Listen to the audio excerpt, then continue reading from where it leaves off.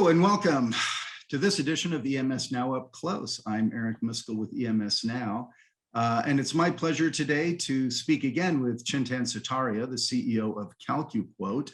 Everyone knows CalcuQuote, and they have some exciting news here this week that I wanted to get a chance to catch up with Chintan on. But before I do that, I know that you just returned from the SMT Connect show in Nuremberg. So I just wanted to ask you real quick, shows are happening again. What I'm hearing is attendance wasn't what it has been in years past, but it's still good to get together and there's some good exchanges going on. So welcome, and tell me, how was the show that you just attended? Yeah, no, Nuremberg was great. We had our entire European sales team there. So it was definitely nice to, one, get together as a team for the first time in a while, and then two, get together with customers. So we get to meet both current and prospective customers. I was just there for the first day, but I remember at the end of the first day, we had this dinner and we're sitting there having, we're in Germany, we're having beers. And it was nice to kind of just look around this room full of people with some music playing and just reflect on, wow, we can do this again. So overall, really good. It felt really good. We had a lot of engaging conversations with a lot of people. Okay, excellent, good. Let's get to the news, Chintan. You announced this week, launches Community for Exchanging Inventory, the headline says, and it's called StockCQ. This was done in collaboration with the IPC. I have a lot of questions, but why not just start generally and tell me, what is this that you've just launched? Yeah, so it basically originated from a few of our customers coming to us saying, hey, I've got parts that I don't need that's just tying up working capital for me, but I'm really short on these parts. And CalcuQuote's been able to help us locate the parts through authorized distribution channels forever, but sometimes they're not available, and especially these days. So we did some research and we found out that there has been a 20% drop in availability of parts for our customer base. And so we said, let's do something about it. And what we did is we took what was already informally happening in the marketplace, where EMS companies were talking to other companies, or they were going through, just ad hoc channels, calling their friends to see if they had parts. And we said, let's put a product around it. And so we put together a way for them to be able to upload their excess materials, parts that they don't need, and then search a common database to be able to say, here's a part I need, who else out there has it in the world?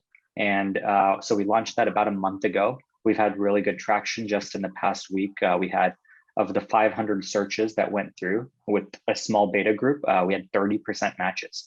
So you think about, these are parts that they otherwise were not able to locate, and they're finding them. So StockCQ basically is, think of it as a virtual stock room for all EMS companies to be able to access parts. Mm-hmm. And so, as such, it's EMS and OEM. So the participants it's restricted to EMS and OEM companies only, correct? That's right. And part of that was basically we wanted to create a trusted community atmosphere, right? So we didn't want it to be purely transactional. We wanted to feel like these are people helping people who are in the same boat, right? And everybody's been kind of riding the same storm, but these are companies that are feeling the pain together. And so what we created it around was an industry-centric, kind of a decentralized model where we're doing this for your own benefit, and you're going to follow community guidelines. You're going to be fair about how you transact with each other. And hopefully what that translates to is more trust in how they operate as well. So a very simple example is one of the biggest concerns EMS companies have is counterfeiting parts. And it's nice to have an exclusive community of people who are otherwise intending to use the parts, right? Mm-hmm. Rather than just transacting on them. Mm-hmm. So how does that work then? The EMS or the OE? Well, in order to participate, I noticed in the press release said initially it was by invitation only. Is that still the way it is? It is. And the reason we frame it that way is because what we want to do is basically have people request an invitation, or we will extend an invitation, and that's how they would participate. But the real qualifying criteria is you're an OEM or an EMS company, and you have inventory you want to sell. Basically, this is a seller's market, and we have lots of people who are interested in buying parts today, but we don't want to enable hoarding of parts as well. And so what we're saying is, if you're willing to sell some of your inventory that you don't need, then on the flip side, you can buy inventory that you do need. So it's truly a trading platform rather than a just come in and buy up all the inventory that you can. Yeah, and I'm assuming that that's pretty seamless, the uploading, there's probably some formatting issues or specifications on how you have to do that. What about how does that get updated then? Is that, what's the requirement on the EMS or OEM that's posting parts? Yeah, so I'll start by saying we've tried to make it as easy as possible. And so today, literally all they have to do is upload an attachment. There's a little form, they upload it, and our team actually takes care of reformatting it and pushing it into the system. So from a user's perspective, there is no kind of manual work to do. Now, there is some minimum requirements, right? So you do have to have a manufacturer part number and a quantity on hand, that kind of stuff. So you have to have that, but otherwise we'll take care of the details. One of the things enabling that is that we've come up with a very unique, new, I'll call it innovative way of storing data about components. So when we started on this, one of the things we very quickly learned is everybody does have a different way of tracking parts in their ERP system, right? And we didn't imagine how messy it could be. And so the backend engine behind StockCQ is actually, it's AI enabled, it's using graph database technology, like it's using the most cutting edge technology available to enable that search, which increases the likelihood that you're going to find the part you want, because what company A calls a part might not be what company B calls a part, but we can handle that. And then that's not really real time though, is it? So if somebody some off, or if it, an order comes in at that particular EMS and they end up using some of that inventory on a product, after they posted it, does that get updated, or it's wait until somebody inquires about it? Yeah, it's not real time. And what we've kind of seen so far, and this is through, a few weeks of experimenting, but basically this is already the slow moving excess inventory that wasn't otherwise going to be disappearing and turning over quickly. And so the need to have real time isn't as pressing in this moment, right? And frankly, if I was an EMS company looking for a part, and if I saw that it was listed, it turns out it's not available, I'm no worse off except for the 2 minutes that I spent looking for it. So from that perspective, we've kind of said, update it at the frequency that you think it makes sense to upload it. And from our perspective, that works out naturally really well, because some companies are very aggressive about how they keep excess stock. And so they want to update it every week. And other companies say, this is stuff that's been sitting around for a year. We have no need for it. And if we do, it'll be a miracle and we'll use it. And okay, there will be one exception of us having used a part that was on the list. Is there any, there's all kinds of different parts in the industry, as you know. So is it categorized? Are there certain parts? Are you doing mechanical parts as well? Is it just the electronic parts? What's the? Yeah, we're not, I'll say we're not blocking what kind of parts can be listed. So there's no limitation from that perspective. Generally, it's what you would think of as being needed by an EMS company, right? So we have a bunch of passives, which are less in demand, right? But then we have a bunch of active parts. So I go back to, of the parts that people are actually looking for that are short in the market right now, we're finding 30% of cases there's a match, which means that those are TI parts and Samtech parts and ST Micro and those types of parts. So there is a lot of those types of parts as well, which is funny because you'd think global shortage, but what ends up happening is company A doesn't have an order for this part. It's remnant parts from a previous order. Company B now needs that part, right? So there is quite a bit of that, of active parts listed in there as well. And I'm assuming that, of course, this is global, because you, of course, and the CalcuQuote has customers globally. So this is anywhere in EMS, OEM, as long as you meet that criteria, have excess parts, and That's right. Yeah, a funny story about that. We actually, for the first launch of the product, we wanted to simplify the scope a little bit. And we said, well, let's just start with US. It limits currency and international trade and all that stuff. And because we're a global organization, it was actually our own team that spoke up and said, hang on, no, we're a global company. We have to address our global industry. And so we ended up expanding it within a week of starting the beta program to say, let's include the Europeans as well, is where our second concentration of customers is. So it's about split 60-40, 60 North America, 40 Europe right now. 40 Europe. So explain the role. So how a typical transaction, and also the role that CalcuQuote will then within the transaction. You're creating the platform, But I'm an EMS, I post my parts, an OEM sees it, they ping me directly, they go through you. How does this work? Yeah, so it's definitely the way we launched it. We started by having roundtable discussions. So we invited a bunch of executives from the industry and said, let's talk about it. So we did 4 of those, and we had altogether about 100 different companies join. And we just talked openly about those types of questions. How do you guys want to communicate with each other? And there were some concerns expressed. So one was, as a seller of inventory, I don't want to be harassed for parts, right? Like, I don't want to get 100 phone calls about a part that I have, and turns out nobody's actually seriously buying it. So that was one concern. The second concern was from the buyer side that said, I don't want to be price gouged, right? I don't want to find a part, and then because I'm asking, the price goes up 50%, and then I ask again the next day and it's up another 50%, and so on.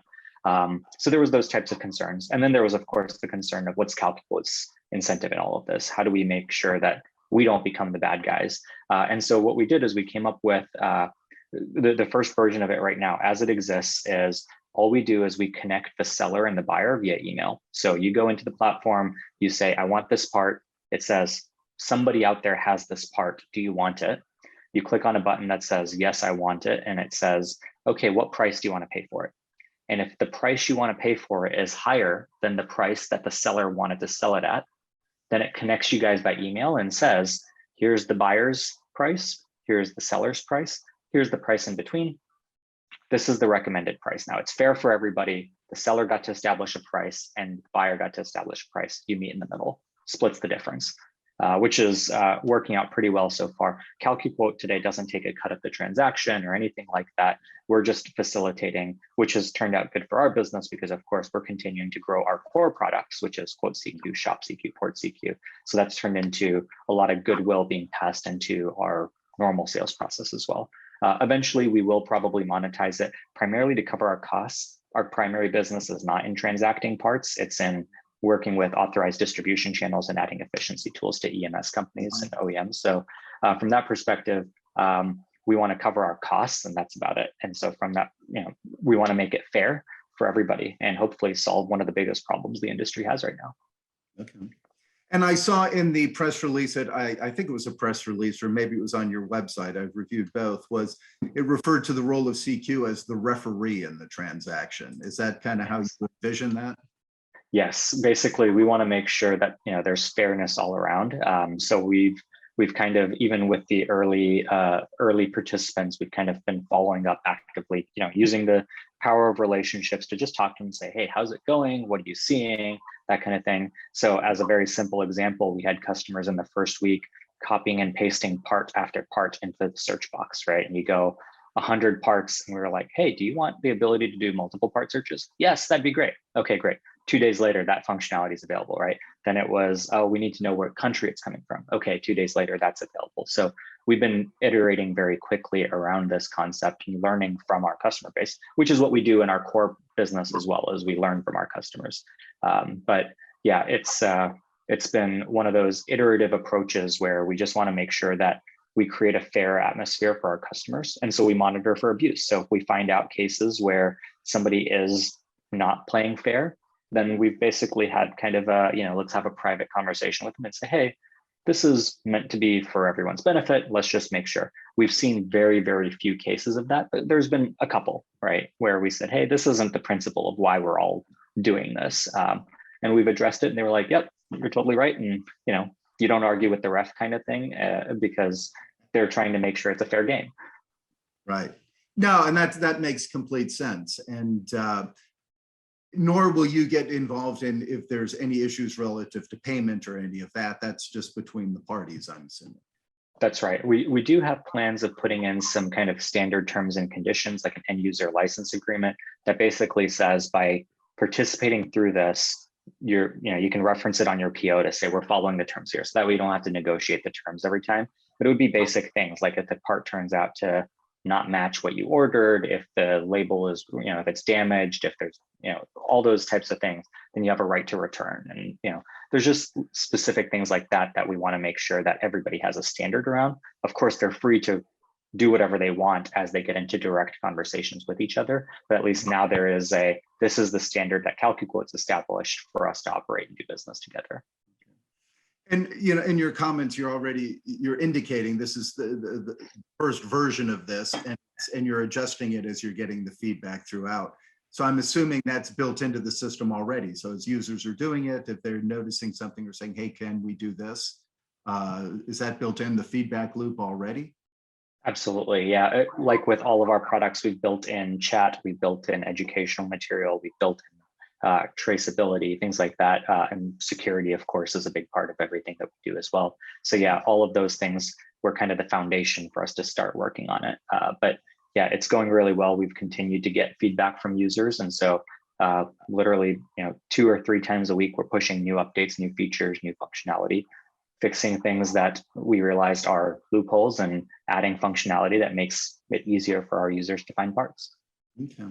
So tell me, for people watching this who are in EMS and OEM and they want to participate, how do they do so? Yeah, so real simple. If you have an excess material file that you can compile and send over to StockCQ at CalcuQuote.com, that's your first step. From there, we help you get a user account created and you get started. It doesn't cost you anything. It doesn't, you don't have to be a CalcuQuote subscribing customer, although of course we'd love for you to be. You get access to this component marketplace just by the nature of being an OEM/EMS and being somebody who is willing to list parts in the community. Okay. And I'm assuming in that process, if somebody is, I don't know, a non-EMS or OEM player that's reaching out, obviously they would just be declined at that point and it stops. That's right. And today we're taking the responsibility of filtering that, but going back to the principle of this being a community, we want the community to take over those types of decisions as well. So we're actually going to hand the power back to the community to decide who else gets to join. So that's a feature that's on our roadmap as well. Basically, you can vote for admitting new users in or not. Mm-hmm. Okay. I think this is an exciting, I heard about this before. You teased this to me when we ran into each other at a show recently. I've been looking forward to the announcement. I'm glad to see it there. I'll be very curious to see how the pickup on this as it goes forward. And I like how you're doing it. Like you're saying, you're not doing it as a moneymaker for yourselves right now. You'd like to cover your costs. You're sticking to your core business. But there was a need, you had an ability, you have data from your system that seems to underlie it all. So it's a great addition and service for the industry, I think. Yeah, I think from our perspective, what we saw was, a number of our customers, we have 250 customers all across the globe, and they're all suffering from not finding parts. And we said, well, if we could do it our way, what tools and resources do we have at our disposal to connect them? And one of the things we've always had really strong in CalcuQuote is relationships with our customers. And we said, well, why don't we leverage those relationships to become matchmakers, right? Let's connect company A to company B. And the feedback we got from those roundtables that we did over the past month have been just tremendously positive reaction to that. So really hopeful that this is going to hopefully make the industry more resilient. When there's shortages and things like that, it'll create less waste in the industry. Components just sitting on shelves collecting dust and getting thrown away, those kinds of things hopefully become less of a problem. Mm-hmm. Yeah. And I'm going to ask the question I wasn't planning on, but we talked before this. And your indication was that from the distribution side, it's really not a threatening platform for them. It's still, they're okay, no. It seems. Yeah, if you're an authorized distributor of a component, the reality is every EMS company buyer will tell you they always prefer to buy directly from an authorized distribution channel, right? That's because they're buying on behalf of their customer. There's liabilities to consider and things like that. And so the feedback we got from those 100 companies that participated in the roundtables is that we'll always prefer to buy from authorized distribution channels if it's available there. This is the aftermarket option, basically, to say, I can't find the part. Where else am I going to go? So they're going to treat StockCQ the way they would treat any aftermarket part. So they're still going to have to do the due diligence of making sure that they do incoming inspection to make sure it's authentic, making sure that it's not been damaged in the process, making sure that they're covering their bases in terms of the part actually arriving when it's supposed to. So all those types of things are still factors that it doesn't make it a viable alternative if the part is easily available at one of the major distributors. Gotcha. Perfect. Good. No, thank you for adding that. I know we discussed that at the beginning, but I think that is an important element. So yeah, absolutely. Chintan, I'm excited for this. I think this is a great addition to the industry. I'll be curious to check in on it as the year continues. For EMS companies out there and OEMs who are watching this, you have excess inventory, please reach out. It's really kind of no harm, no foul in using a platform like this, right? So that's right. Yeah. Doesn't cost you anything, and you just email StockCQ at CalcuQuote.com and you get started. Then we get going. Excellent. Well, again, thank you for your time, Chintan. Thank you for this new exciting platform for the industry. I think this will be excellent. So good. Well, listen, we'll check in with you later in the year, and I know it's almost weekend time, so enjoy what weekend is ahead of you after your trip to Germany. So thank you very much. Have a good one. You too. Bye-bye.